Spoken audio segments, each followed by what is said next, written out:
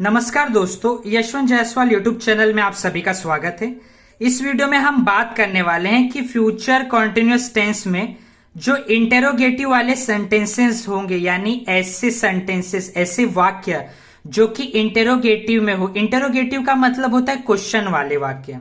ठीक है, जब हम किसी से क्वेश्चन पूछते, किसी से सवाल पूछते हैं, ठीक है, तो जो भी क्वेश्चन पूछना या सवाल पूछना, जो भी वो सेंटेंस होगा, वो फ्यूचर कंटिन्यूअस टेंस में कैसे बनता है, कैसे होता है, वो हम इस वीडियो में देखने वाले हैं। ठीक है, उसका एक रूल यहां पे मैंने लिखा है, वो रूल के हिसाब से, उस नियम के हिसाब से हम देखेंगे कि कैसे करेंगे। तो चलिए शुरू करते हैं। देखिए, सबसे पहले हम क्या करेंगे, ये जो फ्यूचर कंटिन्यूअस टेंस है ना, इसका जो हेल्पिंग वर्ब होता है वो होता है विल बी और शाल बी। ठीक है, विल बी और शाल बी, ये होता है इसका हेल्पिंग वर्ब। समझे आप लोग इतना?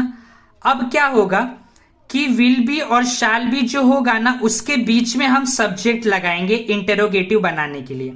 यानी क्वेश्चन कैसे पूछते हैं, जब क्वेश्चन पूछा जाएगा फ्यूचर कंटिन्यूअस टेंस में, तो उस समय आपको ध्यान ये देना है कि विल बी और शाल बी जो होगा ना, उसके बीच में सब्जेक्ट आएगा। इसलिए मैंने लिखा है विल शाल, और यहां पर बी लिखा है, और उसके बीच में देखो क्या आया है, सब्जेक्ट। समझ रहे आप लोग? विल शाल और यहां पर है बी, उसके बीच में आया है सब्जेक्ट। आया ना? इतना आप लोग को समझा? ठीक है, ये चीज आप लोग को क्लियर हो गया। उसके बाद यहां पे वर्ब आएगा और उसमें आईएनजी लगा हुआ आएगा। क्यों?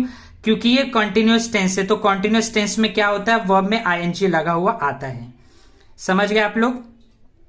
ठीक है, उसके बाद अंत में आएगा ऑब्जेक्ट। फिर सबसे जरूरी चीज, जब आप इंटरोगेटिव बनाते हो तो आपको क्वेश्चन मार्क लगाना नहीं भूलना है, ये चीज। ठीक है, तो ये ध्यान रखिए, अगर आपको इंटरोगेटिव पहचानना है ना, तो उसके दो तरीके हैं। पहला तरीका यह है कि सेंटेंस के एंड में, यानी अंत में आपको क्वेश्चन मार्क दिखता है, और दूसरा पहचान यह है कि उसकी जो शुरुआत है, इंटरोगेटिव सेंटेंसेस में जो भी सेंटेंस होगा, उसकी शुरुआत हेल्पिंग वर्ब से होगी। समझ में आप लोग को? ऐसा। तो देखिए, इसको कैसे करेंगे। आपका जो पहला सवाल है, पहला क्वेश्चन है, वो क्या है, जो देखिए आपको, चलिए शुरू करते हैं हम। ठीक है, जो आपका पहला क्वेश्चन है वो क्या है, यानी पहला सवाल क्या है, he will be reading a book. इसका हिंदी में मतलब होगा वह पुस्तक पढ़ रहा होगा, यानी वह किताब पढ़ रहा होगा, ऐसा। ठीक है, अब इसको कैसे चेंज करेंगे, सबसे पहले हम क्या करेंगे, विल या शाल लगाएंगे। तो देखिए यहां पे आप लोग देख पा रहे हो क्या लगा है, आपको हेल्पिंग वर्ब लगा के दिया है। अब देखो, ये जो मैं सारी चीजें बता रहा हूं ना, इसके ऊपर मैंने ऑलरेडी एक वीडियो बना चुका, जिसमें ये हिंदी में पहले सेंटेंसेस थे, इसको मैंने इंग्लिश में चेंज किया है। तो ये कैसे किया, उस वीडियो का लिंक मैं ऊपर आई बटन में दे दूंगा, तो वो वीडियो आप प्लीज जरूर देखिएगा। आपको ये चीजें क्लियर हो जाएंगी कि ये सब इंग्लिश में कैसे बने सेंटेंसेस। तो सबसे पहले हम क्या करेंगे, हेल्पिंग वर्ब लगाएंगे। तो यहाँ पे हेल्पिंग वर्ब है विल, तो क्या करूंगा, विल लगा दूंगा, WILL, विल। उसके बाद क्या लगाऊंगा, सब्जेक्ट लगाऊंगा। सब्जेक्ट मेरा क्या है, ही, तो आ जाएगा विल ही। फिर उसके बाद क्या लगेगा, बी लगेगा, तो विल ही बी। फिर उसके बाद क्या आ जाएगा, वर्ब का फर्स्ट फॉर्म, उसमें आईएनजी आएगा। तो देखिए यहां पे वर्ब का फर्स्ट फॉर्म क्या है, रीड है, उसमें आईएनजी लगा तो रीडिंग। तो क्या हो जाएगा, will he be reading, reading. फिर उसके बाद आ जाएगा ऑब्जेक्ट, क्या आ जाएगा, a book. Will he be reading a book. फिर अंत में आ जाएगा क्वेश्चन मार्क। समझ में आप लोग को? तो क्या हो जाएगा, इसे कैसे बोलेंगे इंग्लिश में, देखो इसे कैसे हम बोलेंगे, ध्यान से सुनना। Will he be reading a book, will he be reading a book. इससे हिंदी में कैसे कहेंगे, क्या वह पुस्तक पढ़ रहा होगा, क्या वह पुस्तक पढ़ रहा होगा, इसका हो जाएगा हिंदी में मतलब ऐसा।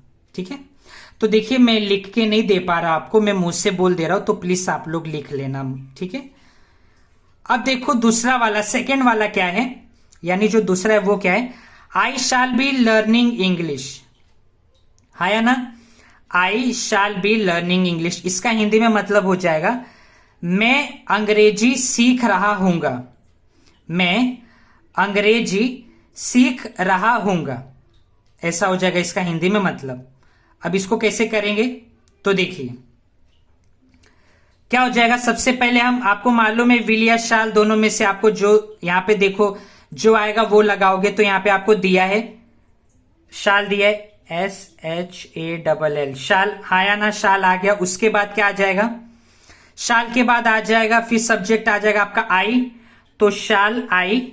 फिर उसके बाद आ जाएगा बी, तो shall I B.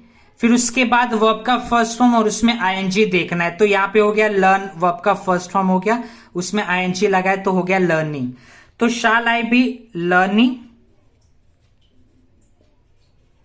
Learn NING, LEARNING, learning. उसके बाद आ जाएगा ऑब्जेक्ट, ऑब्जेक्ट आ जाएगा आपका इंग्लिश, ENGLISH, इंग्लिश। फिर आ जाएगा क्वेश्चन मार्क। तो क्या हो जाएगा, शाल आई बी लर्निंग इंग्लिश। अब देखिए इसको हम कैसे बोलेंगे इंग्लिश में, शाल आई बी लर्निंग इंग्लिश। अब इसका हिंदी में क्या हो जाएगा मतलब, क्या मैं अंग्रेजी सीख रहा हूंगा।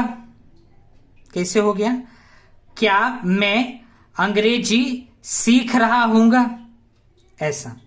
ठीक है, तो आप लोग प्लीज हिंदी में लिख लेना जो मैं बता रहा हूं। क्या इतना ज्यादा बहुत जगह नहीं, इसके लिए मैं हिंदी में आपको नहीं लिख के दे पा रहा हूं। अब देखिए तीसरा क्या दिया है, they will be playing the match.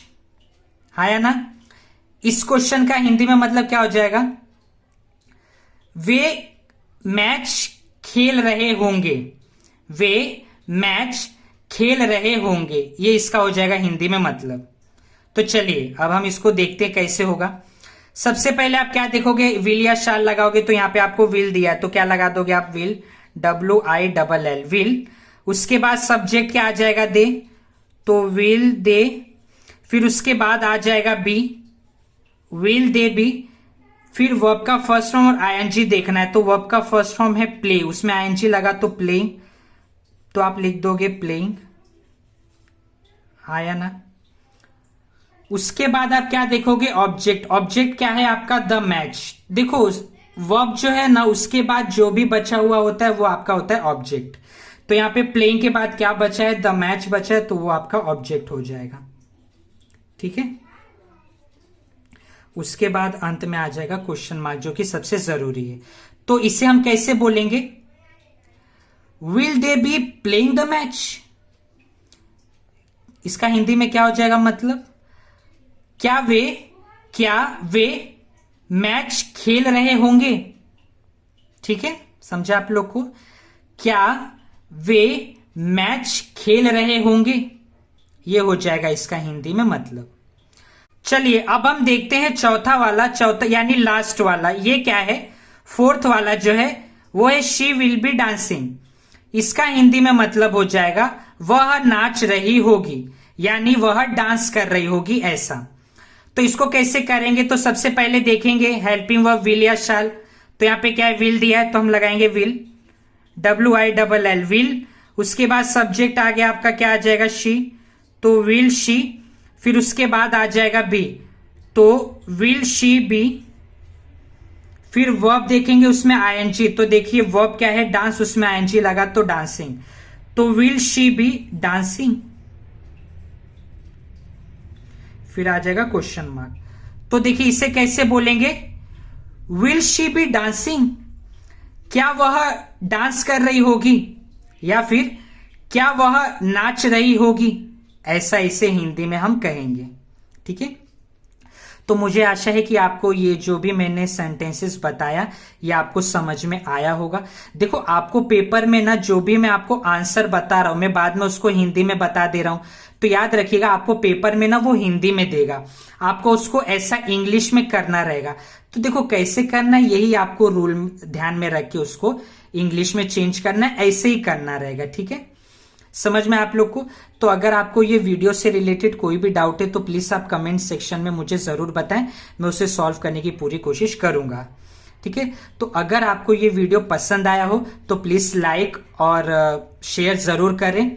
ठीक है, और अगर आपको ये वीडियो ज्यादा अच्छा लगा हो थोड़ा सा बोलते ना, थोड़ा सा ज्यादा अच्छा अगर लगा हो तो प्लीज मेरे चैनल को सब्सक्राइब भी जरूर कर दीजिए, जिससे अगर मैं ऐसे वीडियो और बना रहा हूं तो उसका नोटिफिकेशन यानी उसके बारे में आपको जल्दी से जल्दी मालूम पड़ जाए।